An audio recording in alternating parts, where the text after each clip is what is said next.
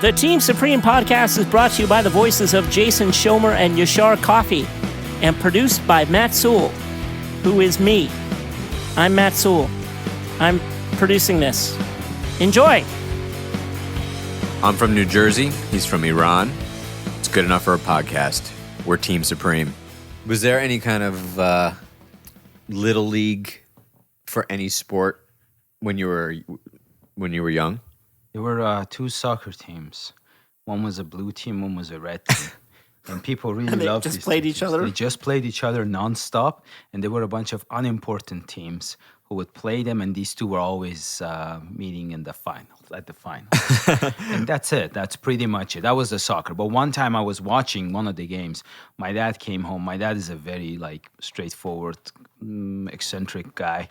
And he said, listen, in life, you can sit down and watch other people play soccer, sports, and make millions of dollars while you're watching them stuffing your face with food and you're getting fat and you get type 2 diabetes and you're not getting morbidly obese. Or you have a choice to turn this fucking TV off and go run a few laps and not get fat.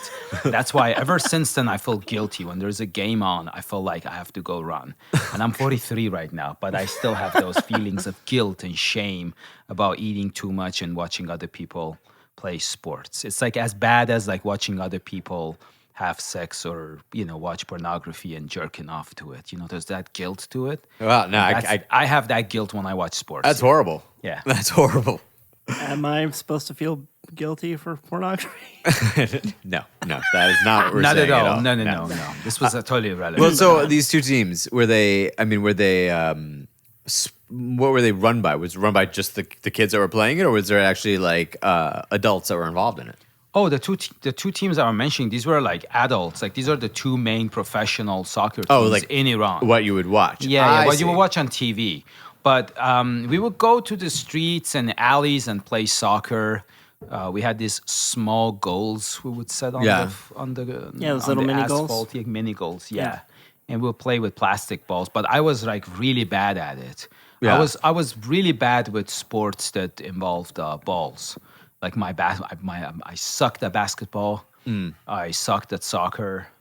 Never played volleyball, even though both my parents were playing volleyball in college, and I think that's how they met. But I was not good at. Was those there sports. an available? You know what Little League is? Yeah, no, there were no little junior leagues or little At leagues. all. No. So any kind of sport playing that you had was pretty much done by yourselves, Exactly. organizing your own thing. And then my dad had a friend. They went to college together. This guy was a karate champion, super heavyweight karate champion. And he was the first man in the world who defeated Tiki Donovan, which was a British karate champion back in the 70s. And so therefore he had this huge karate dojo. And then my dad, rightfully so at the time, thought every sports teacher, every gym is packed with pedophiles with the exception of his friend's dojo. Wow. So I was only enrolled there and I took karate for 8 years. I got a second-degree black belt. I dislocated my right shoulder 12 times. Jesus And Christ. so then that was my main athlete. But when I got older, I went and started lifting weights, doing calisthenics and run by myself. That was the age that they knew I'm not going to get molested or raped. Gotcha. So then it was okay for me to go and do it on my own. You're a good to little go. bit. Yeah. Yeah, you could fend those pedophiles off. at this Pedophiles, yeah. point. According to my dad, everybody was a pedophile out there. Everybody is a pervert. Yeah. Yeah. And he hated He's right. bodybuilding. Like he was like, bodybuilding is good, but Commando, the movie with like Arnold and all, he was like, no, because a man who pumps iron and then shaves his chest and flexes for other guys to jerk off, that's not a man. Right. That's why you should not watch him. You should only watch Chuck Norris because he had hair on his chest and mustache like my dad, but he could do roundhouse kicks and kick people's ass. So it was your dad in kick-ass form. Well, yeah, my dad's like theory was Chuck Norris is not a show off, even though that movie was clearly a show off, like him going snapping people's necks with karate moves. But my dad, no, he's not showing off. That's a karate guy. That's like a real guy. He can beat the shit out of some big bodybuilder. That's who you should be, not some fucking show off who goes on stage, put oil on his tits and squeeze it for other guys to whack off. It's like a mixture of like old school homophobia and. Man, we had different fathers. Yeah, go ahead now. Yeah, not that my dad was shipping His me dad up. was a bodybuilder. Yeah, and he would ship me off to pedophiles.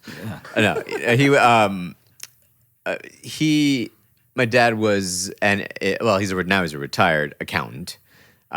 So I'm not saying my dad was a nerd, because he wasn't. He's a normal guy, but he didn't. He didn't push me to go into sports at all. Our sports relationship was watching sports together and going to games together. That was our connection to sports. We enjoyed doing that. But when I asked to play baseball, I thought, my friends are playing baseball. They're in Little League. I'm going to want to do that too. There was no instruction before. And at that point, I had already gone long enough to go past like the age of T-ball. You know what T-ball is? No. T-ball is in baseball, instead of the pitcher throwing the ball at the batter, it's literally the ball is placed on a stick and the batter just has to hit it off the stick. Okay. It's for the little kids. For the little kids, yeah. As if you want your child to grow up to be a big fucking pussy. That's exact. That Got it. pretty much every kid. Because I didn't have a fucking tee. I had a pitching machine. That's how.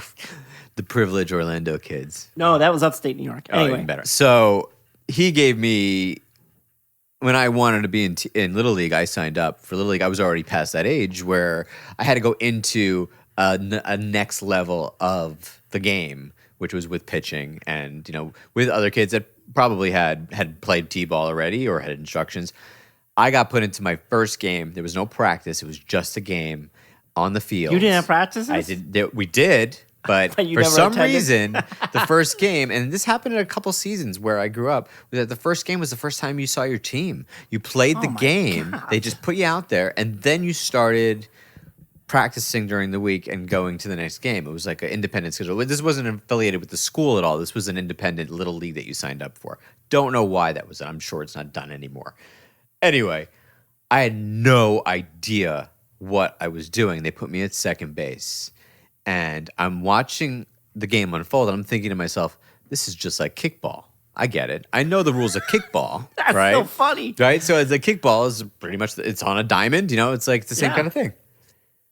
So the ball is a runner on first base. Ball gets hit to me. It's the first ball hit to me. It's a ground ball. I pick up the ball, and just like I would in kickball, I whip the ball at the kid running from first to second base and hit him square in the back. Oh my God. Because that's how you great. get somebody out in kickball. You throw the ball while they're running to the base and you hit them, right? Or it's a force at the base. Either way. But that's You how didn't turn two?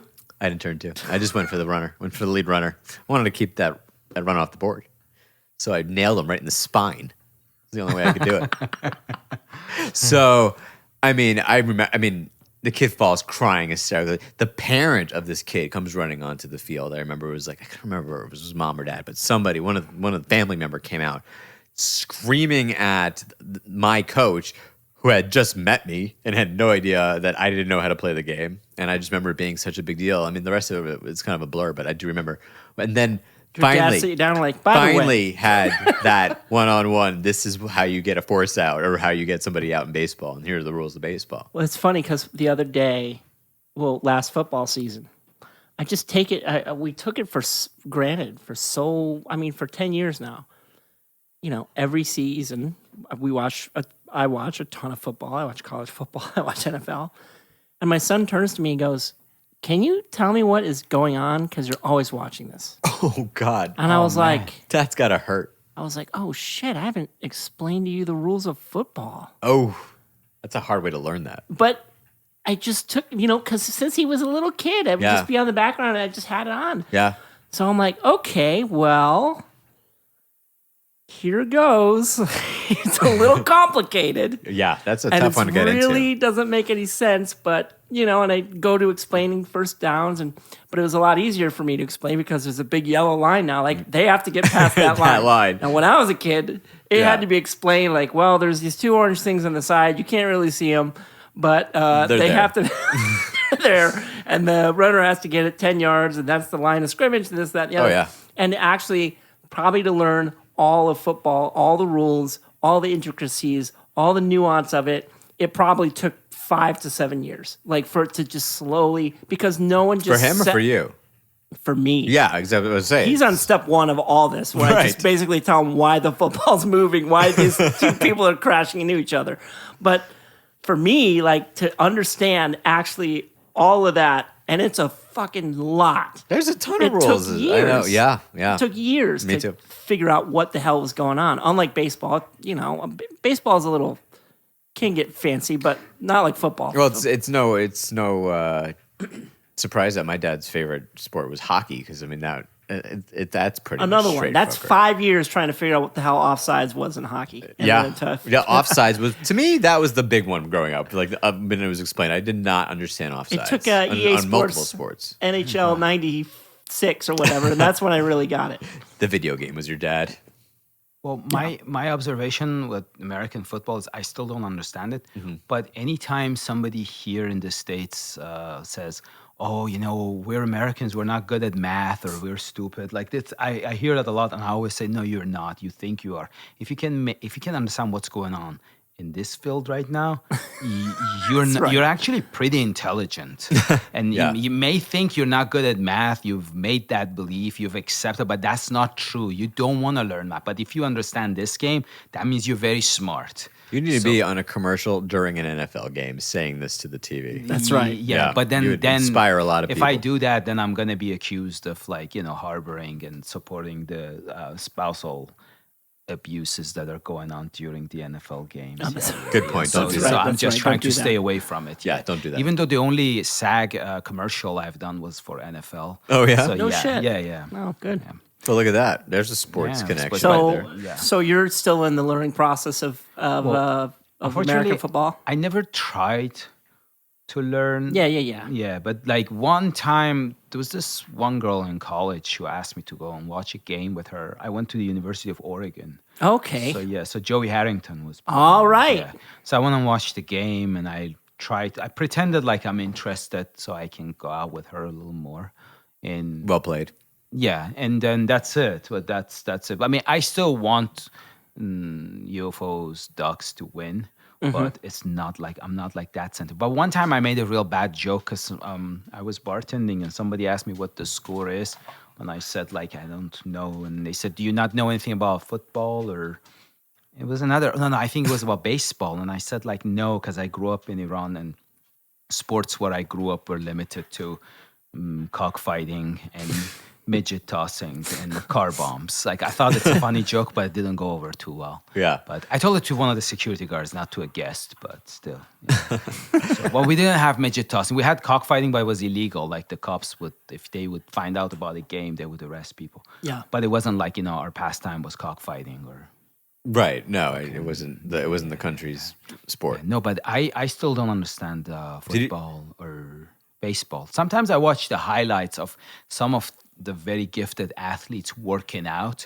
Those workouts are very fascinating to me. Like somebody that heavy, they can like do all of those crazy burpees or bench press like 600 pounds and all. Those are like exceptionally.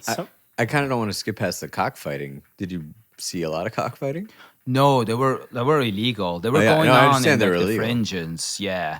But no, like we would hear on the news that like the cops stormed this like garage or this building and arrested a bunch of like indecent human beings, and they would call them names. Well, one of one of the most famous, not most famous, but a very, very famous football player was basically excommunicated out of the NFL for running a dog fighting ring. Yeah, I remember that. Michael that was like Vick. 10 years ago. Or Yeah, so. Michael Vick.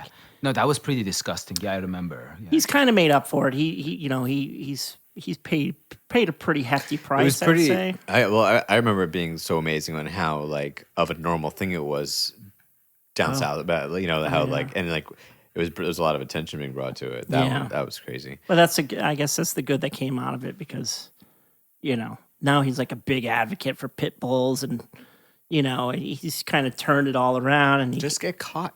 Just and get caught. then you're That's gonna all it get takes. better. But Michael Vick was a badass. Yeah. He was a badass. Well, I mean, I remember that, like he was a badass before all this shit, and then you're like, oh, and he fights dogs.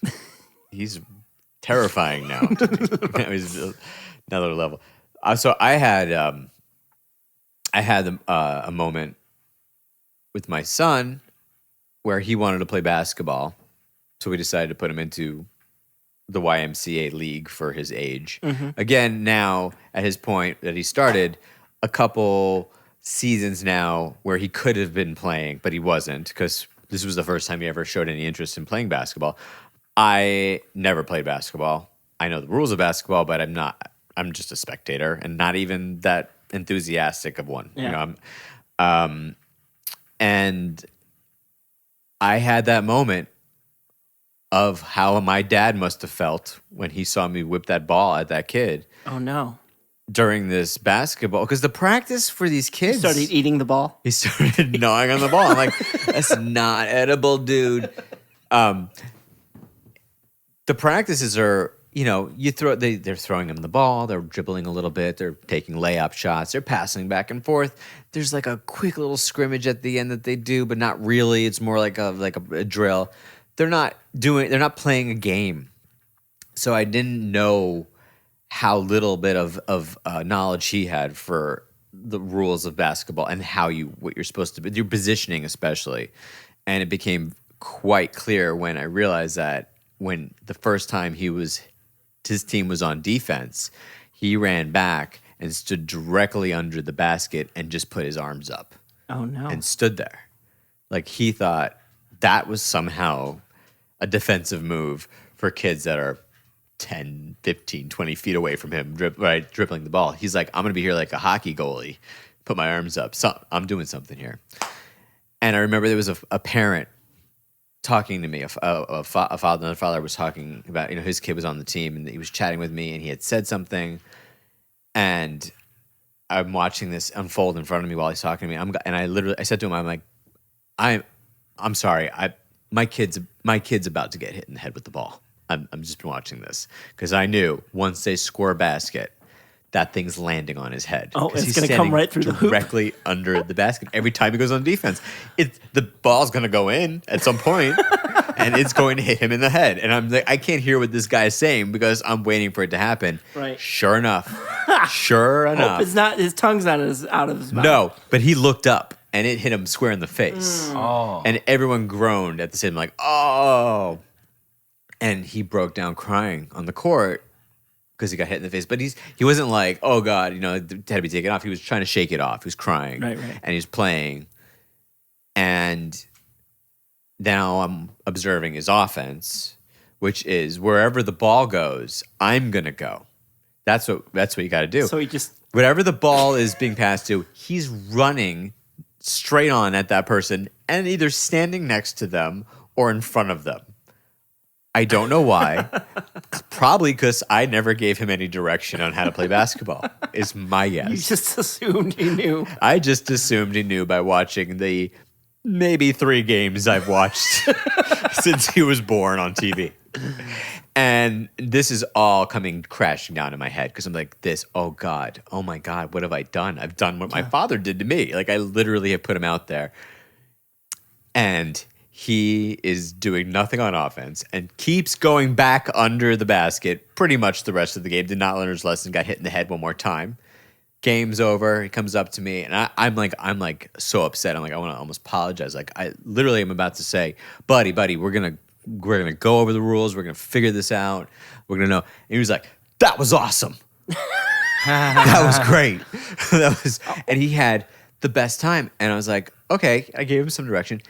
He played that whole season. Not only did he not have a basket that whole season, he had 0 shot attempts. What did he do when he got the ball? He would just pass it immediately. It was like a fucking hot potato. Yeah, he's like, a good he was teammate. Like, boom. Right? I'm like, Assists. and call me lazy in this situation, but this was in my mind, a very powerful ignorance is bliss. He's happy. Oh, yeah. I'm going to allow him to enjoy this and not try to teach him until I get to the end of the season where then I'm going to say, I'm not signing you up again. That was a fucking embarrassment. No, never. No, I was thrilled. I was thrilled that he was happy and that was it. And then I secretly hoped he would never ask again to play basketball another season. And then this coming year came around and he's like, I want to play soccer. Nice. Great. I could help you with that one. Now that's a game you can run to the ball. Sure. Run to the ball, hang back. You want to play? I got a position for you where you could just stand there and put your arms up for a long Bingo. time. Bingo. For a long time. So that worked out. I had that So sort of fun. thing happen to me when I was a little kid. When I was 5, my mom, because we lived in upstate New York, was like, I'm going to put him in hockey. And bought all the fucking gear, bought the skates, the helmet, the whole 9 yards. And I got out there and I screamed and cried the whole time. And I hung onto the boards. Parents' and nightmare. I wouldn't get out there. And it was a nightmare. And I didn't know the rules. I didn't know what was happening. So But I think overall, it's like when you're a kid and you're enrolled in something, sports or whatnot, it gives you some sort of like discipline and perseverance. Like it teaches you a lot of lessons. yeah. I mean, yeah, not everybody can get to the pinnacle of success in sports because you need to be Yeah. like genetically gifted. And sometimes if you come from let's say a family that, can support you real well, like let's say if your dad, your brothers, your uncles are like boxing champions and then you get into boxing, then you have a better chance Oh, yeah. Of course. like advancing and learning the techniques real fast. But if not, I mean, I think I personally like look back and I think like, well, all of these years that I went to karate or taekwondo, and then I did like, I had an uncle, he was a badminton player, and he just coached me with badminton. And badminton is a very difficult sport.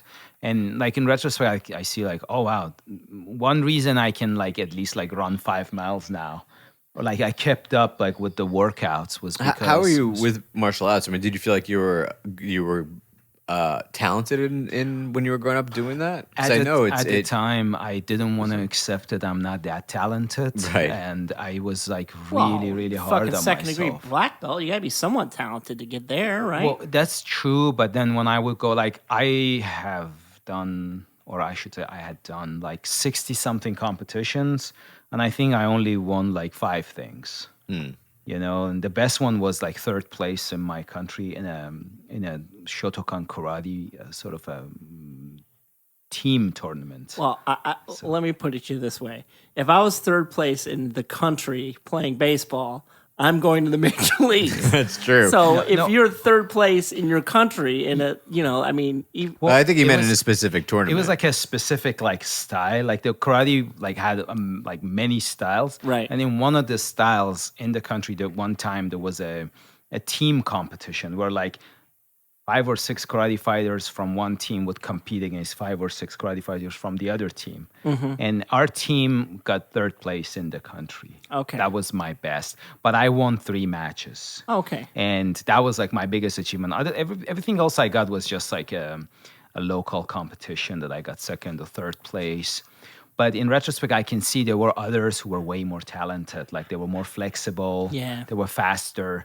But I did my best. What was a goal for kids, like your either friends or classmates when it came to sports? Was it not so much as becoming a professional, but was like Olympics the only goal, or This again goes back to the revolution. Like when you talk to an Iranian person my age, revolution always comes up. Right after the Iranian revolution, they did I fuck this No, you're up? fine. No, keep going. Right after the Iranian Revolution, they came up with these like slogans saying like sports, professional sports are like not say banned, but they should not be a goal.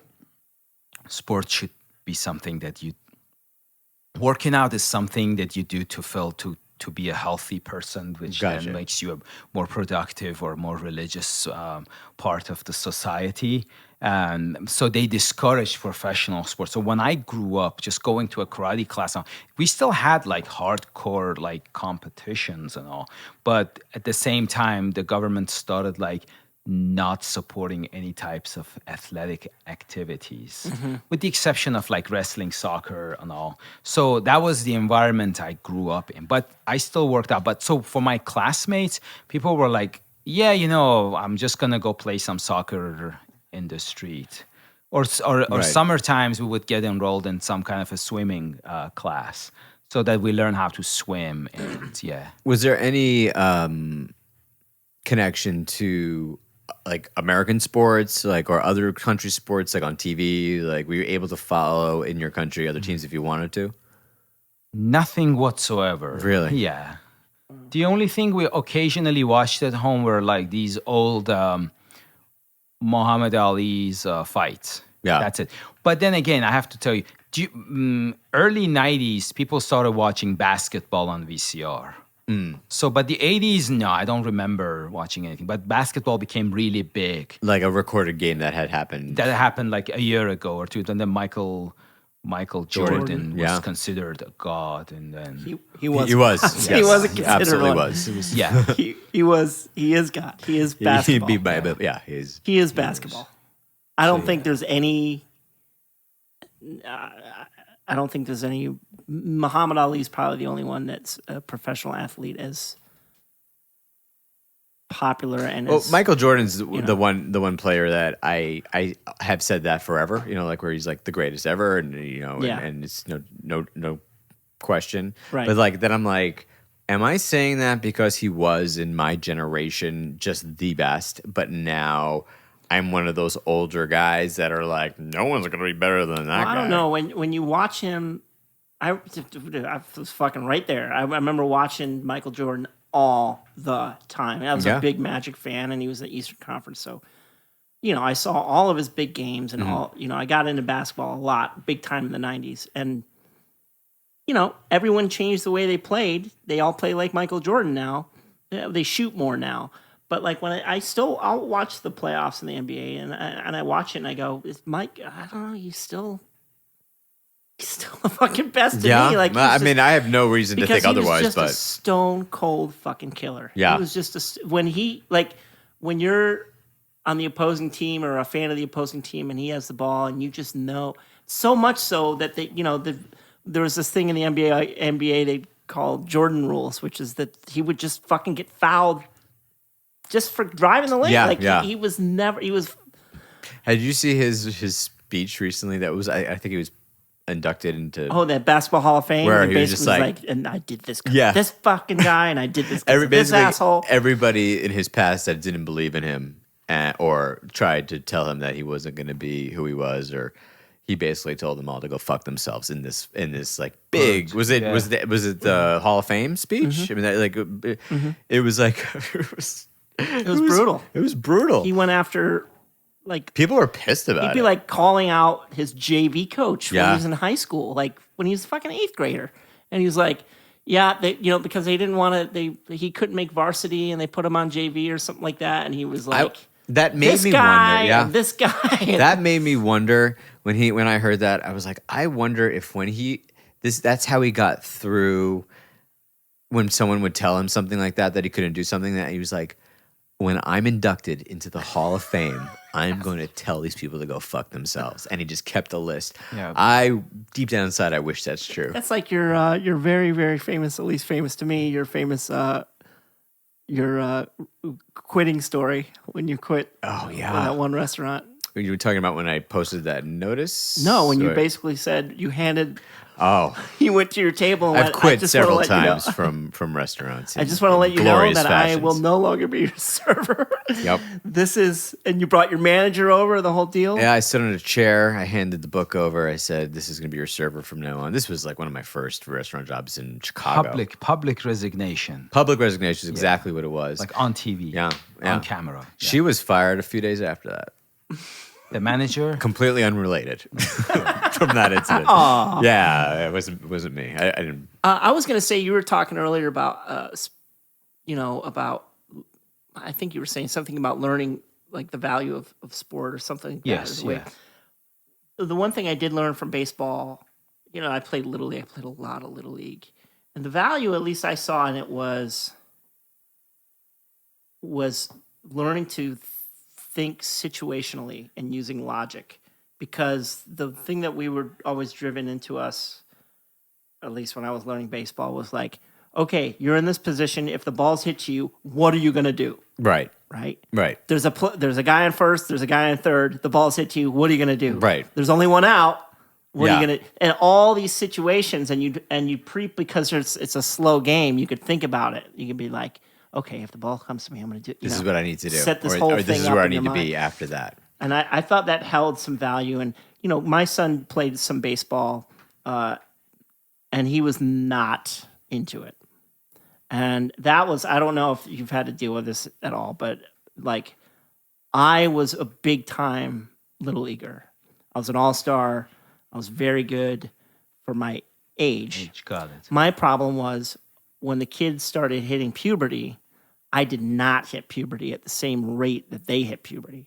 So they became stronger, taller, faster, stronger, and I did not. You must have felt like the guys during the steroid age who decided not to take the steroids. It was such a bummer, and it was my mom. It really broke her heart too because I was fucking good. Yeah. And then all of a sudden, literally, it went from I'm the best player on the team to I'm the worst player on the team. Oof. Wow. That is how sharp it went, and and that was it for baseball for me because I was like, Couldn't keep up. I couldn't keep up. It just did. My mom got me a private coach and all sorts of shit. Like it wasn't happening, and I think it just came down to I just was such a late bloomer that it just didn't. I didn't keep up. A funny story though was I would play when I was in upstate New York. That's where I first started playing Little League. I moved to Orlando, continued playing Little League, was really good, and then got into my into my pubescent age in Orlando, and that's where it all broke down. But I still had one summer I went back to New York to visit my dad, and I'd still play in the league up in upstate New York. Oh, there, yeah. And the players in Florida are all the athletes in Florida are just, light years beyond the athletes from this little town in upstate New York. Right. And I would go back and dominate. Nice. Like such a fucking...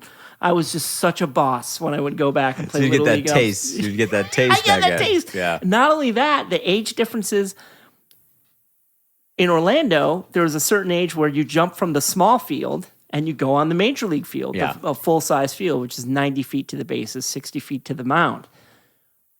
In Little League, it's 60 feet to the bases, 45 feet to the mound. And one year, I played a whole year on the big field, and then I went back to New York for the man. summer, went back to the little field. And I would play That's like catcher. level I was one. You're back to level one again. I was catcher. I was throwing out runners from my knees. Like it was like nothing to me. I was just like, Wow. I was like so That's dominant. great. You got to get that taste. And then I would go back to Orlando and be the worst the player. worst again. Yeah, you didn't need a private coach. You needed just a few shots of testosterone. I sure did. Yeah. Or a little mini I victories. sure did. A little bit of I steroids. really wanted so bad. Well, my passion was hockey growing up, was ice Right. hockey.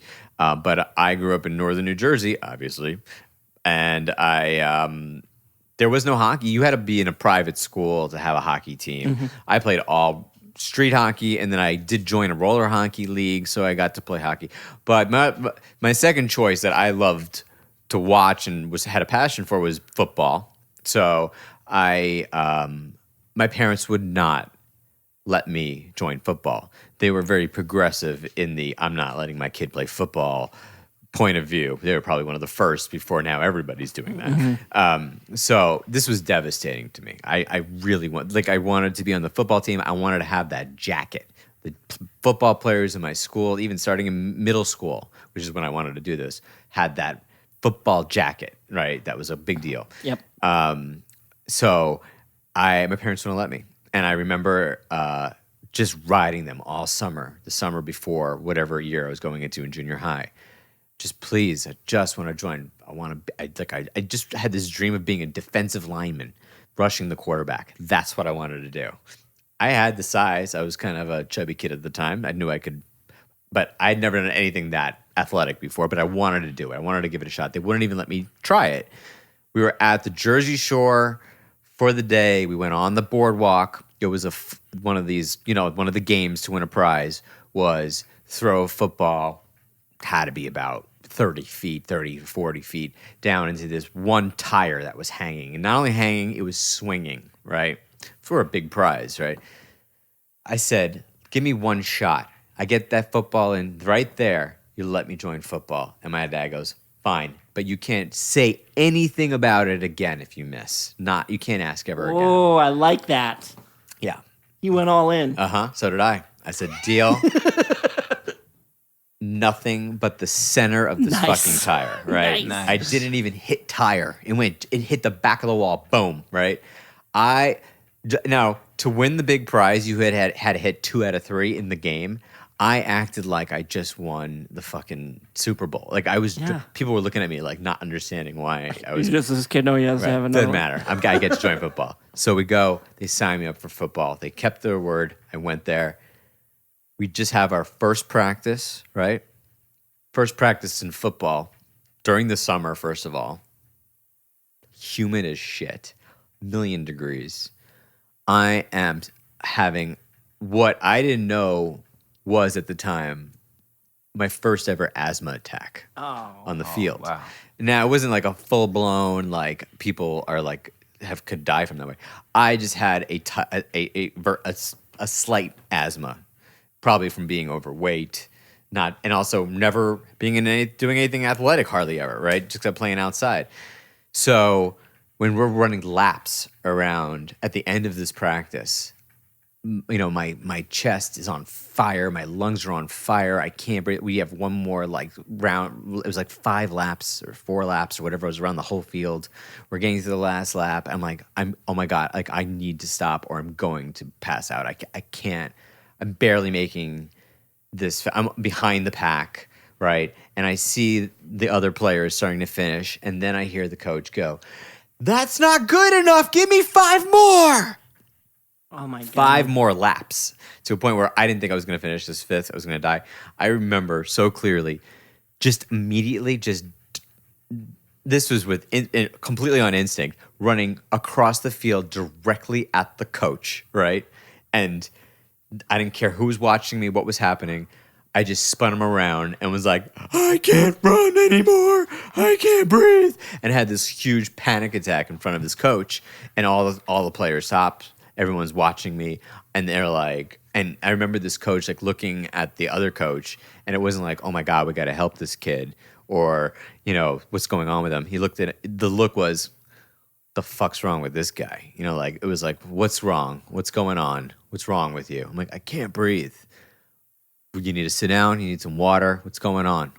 You telling me you can't run anymore? If you're telling me you can't run," like he was mad at me, like he was like trying to be like still a coach when I'm like I'm about to die. That was my last practice. He would have went to jail. Today, jail. He would have gone to jail. Yeah. Then For negligence, because that shit happens all the time, and Yeah. and they had to change the whole culture of youth football it's true. because of heat stroke and not getting enough water and the whole fucking CNN jail. jail. Headline. Never Wolf played Blitzer. football. I hit that shot. Lemon. I hit that shot on the. I hit that shot on the boardwalk for nothing. That was that. I did it for one practice of hell. So That's when you what I did. came back to your parents, hat in hand, what was your dad's My dad reaction? was standing there. My dad was standing there to pick me up. So he saw something. He never came out. He didn't know what I was even talking to the coach about. Like he didn't realize this was happening to me. And then I walked over and I was like, I still was having a hard time breathing. And I was like, I was choking back tears, obviously, but I'm like, I can't do this. I can't, and I didn't go back. But is that where they discovered you had asthma? Yeah, it's true. I went to the doctor. I had to get an inhaler. It all. But I wonder if I ever would have. So you did win. That's right. That I hit that shot to save my life. I saved my life. The whole thing was meant for you to take care of your health. That's right. Thank you, guys. See? I'd never thought about it that way. So, when you came to the States, did you, besides trying to get the girl in the college football game, have you had any interest in sports at all, or tried to have an interest in sports? Yeah, I had a neighbor. He was going to Brazilian jiu-jitsu. And this was like when jiu-jitsu was getting like really big. The Gracies. The Gracies, yeah. And he was a Gracie student in California, but in Oregon, he was going to in Eugene, Oregon, he was going to this other gym. So I still had a bad shoulder, so I did my shoulder surgery and I went to jiu-jitsu. But then by the time I went to jiu-jitsu, I started like having some difficulties because I was going to take the LSAT, but my English wasn't good enough for the test. So I had to memorize new vocabulary words and study more and take these classes. But then I still like managed to go to jiu-jitsu. So I did jiu-jitsu which is not an American, so it's Brazilian jiu-jitsu. But that was what I did in college mostly as an undergrad. I did like jiu-jitsu mostly, like 9 months of it. Gotcha. If So I you- add all the months, it would be like sporadically I did a year of jiu-jitsu and some judo, but then So you continued the martial art thing, Yeah, I but did. I mean, like, but what about like following sports, like watching sports? none whatsoever. None still, unfortunately, yeah. Can I ask you something Yeah. about your martial arts? Yeah. Do you feel more at ease in any sort of potentially dangerous situation because of the knowledge of martial arts? What I'm saying is, this goes back to the previous episode or the episode we did earlier. In a situation like Jason had, where he's literally thinking he's running for his life from two guys. If you're in that situation, Assuming we do these in order. right? If you're That in was a that, preview, just in case. yeah. If this is coming up, maybe. If you're in that situation, do you in the back of your mind rely on your knowledge and skill of martial arts and go, I'm going to be fine, I'm going to get out of that situation, or are you still kind of like what's up? Because I have no martial arts background me or neither. fighting background whatsoever. Saw the Karate So, Kid you ton know, of times. Well, I have been in situations where it led to some sort of a fist fight, and I personally, this is just my personal feeling at the time. I wasn't feeling comfortable because in the back of my mind, I was thinking, what if these people know like boxing or kickboxing or karate as well as my sensei does? Then Yeah. you know that's always like, that's why I was always very careful to not pick a fight with anybody, especially in Iran. There are 1 million people who have black belts Yeah. in something, and people are very aggressive, and they're even though they look skinny and small, but a lot of people are very skilled in Right. wrestling or something. So I always avoided the fights. But a few times that like I was in like brawls or street fights, and I was very scared. But when I saw the other person threw a few punches and kicks right there, I knew they don't know anything. And I kicked the shit out of one of them one time. But then in other occasions, when Yeah. I did my military service, one time this guy pissed me off and I just preemptively punched him in the face, and I got into trouble for that. Because you did it. Huh? Like surprised him. Yeah, well, he was like, I can't say what he was saying. It was something homophobic, and Yeah, then he tried to touch my face, and I lost it. And other than that, the answer to the question is yes and no, Right. because I know I'm able to do some Right. techniques at a fight, Sure. but at the same time, I am aware that 1 million people out there could be way stronger and way better than me, like especially in It's California. a smart way to think. Yeah, and Because so- most Yeah. people get into fights don't Thinking think they're that. always gonna They win. always are the ones. no, that are the especially in Southern California, people don't know. A lot of fighters who retire, they come here. Yeah. Like I happen to know this nerdy-looking guy who's actually a university professor, and he's a killer Thai boxer. But when you see him with his glasses and Right. his sort of like hunched back and walking around, you think Yeah. like this is some wimpy guy. That's the last guy I want to get into a fight, because I've seen how hard he kicks the back and how bad he can elbow you right in the face and bust your face open. Yeah. So that guy is always in my mind. That's why whenever It could there's a always situ- be that guy. can be that guy, Yeah. yeah. So that's why I always, what I've learned from martial arts is avoid it at any cost. Yeah. But then I know that I'm not gonna go down like You're like an unprofessional- Iranian. You're like an Iranian Mr. Miyagi. Totally. That's exactly what I was actually, thinking. I'm like what I compare myself to is like the Iranian foreign policy. You make so much fucking mess that people don't want to fuck with you. It doesn't mean you're gonna defeat them, but you're gonna increase the cost to a level where they say, okay, it's not worth it. I don't want to Right. deal with that. Right. Yeah. Matt, do you feel like your passion for the teams you followed has lessened as the older you've gone. Absolutely. By far, right? I mean, like Absolutely. I feel like, I mean, I was a big New York sports fan. You know, the Jersey, the tri-state area, Giants and Yankees, and the Rangers. And I mean, we're talking you weren't a, no, that's right. You were a Rangers. You weren't a Devils. I was not. The only reason, because my dad was a Rangers fan growing up, but really the main reason was because growing up, you had to pay extra money to get the channel to see the Devils games. Oh. And we just had the basic cable that showed the Rangers games for free. And I was able to see every game. And I would be so emotionally connected to whether or not they would win. If, let's say, we're watching a Rangers game, a regular season game. You know, there are 82 regular season games. If they would lose one, I would be depressed the rest of the day. So 94 was a good year for you. 94 was my favorite year. Yeah. Because O.J. Simpson got caught. Yeah. In the middle of those playoffs. That was during the NBA. In the middle of a game. In the middle of the Knicks game. That's yeah. right. I was watching Oh, that. yeah. Knicks. It was Knicks. Rangers. But yeah, it was Knicks and Rockets. OJ. Yeah. That all happened at that same time. There's a 30 for 30 on the summer of 94. Oh, I've seen it. It's excellent. Yeah. Yeah. I remember that. I remember being at a party watching it, and it was just on in the background of the Knicks game, and everyone, half the party was watching the Knicks game, half the party was just hanging out, and all of a sudden we're all watching the TV because OJ's running. That was amazing. Yeah, it's definitely waned big time. Yeah. Like when I Football was more, though. when I think about it in my past, it's kind of embarrassing. Like and how you would react to. yeah, about especially like the Gators. Like I went to the University of Florida. Yeah.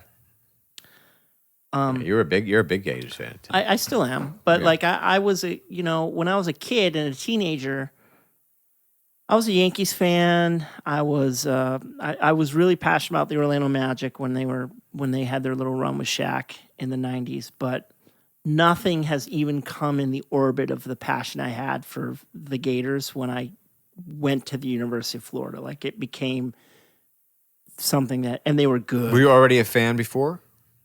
Not really. Wow, you became that big of a fan. In 94, the year before I went, Yeah. when my friends started going, I started paying attention to them. And when Right. you were in Florida, you had 3 teams to choose from. And by God, I was not going to be a fucking Hurricanes fan. Okay. So it was like Florida State or Florida. And I just kind of gravitated towards Florida. Yeah. And,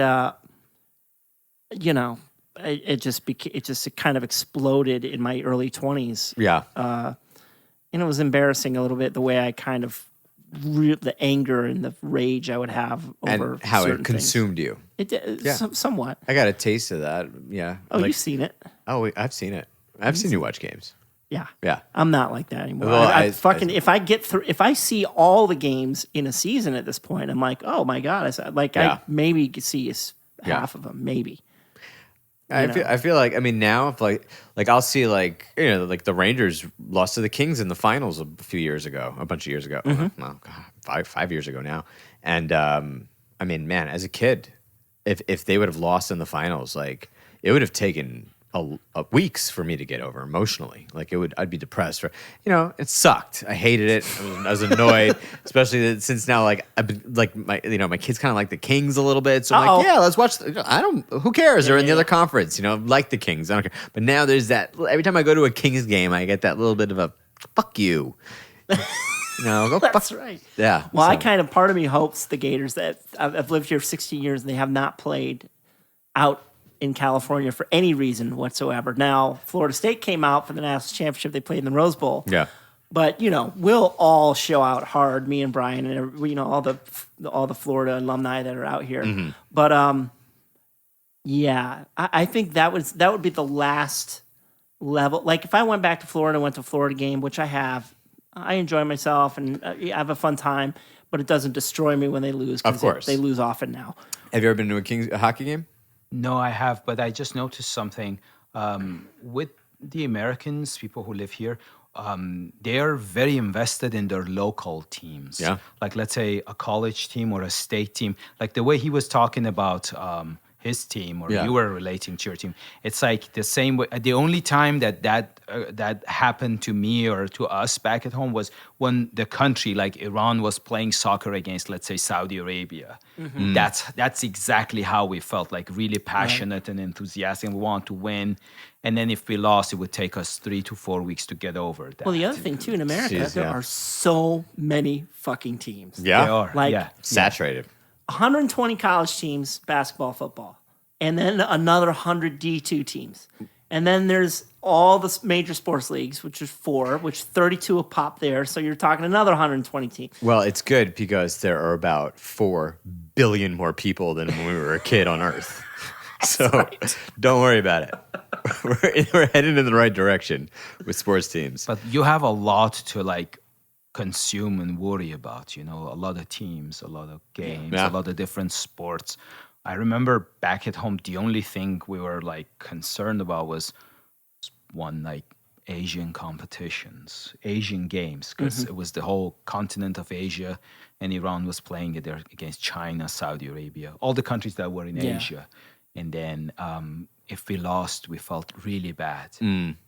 But then we had a harder time accepting loss to another Middle Eastern countries as opposed to like losing to like China, Japan, Korea. Right. We never lost to them. They were not that good. I don't know Right. why. Now it's different though. Now they're really good. But those were the only sport events that You're emotionally connected generated those like very strong emotions. Yeah. Shomer, let me ask you a quick question. You've lived in the New York area and in the Los Angeles area, two Yeah. of the largest countries or largest cities on earth. And like I'm now seeing about how passionate and the way the fans in LA are passionate about the Dodgers and the Lakers, and you hear on sports radio Yeah. and all of that. How does it compare with New York? Is it on par? Or is it still like, because I never lived in New York City, but I know obviously it's gigantic. It's the same. It's the same. I Like, mean, yeah. the same level of like.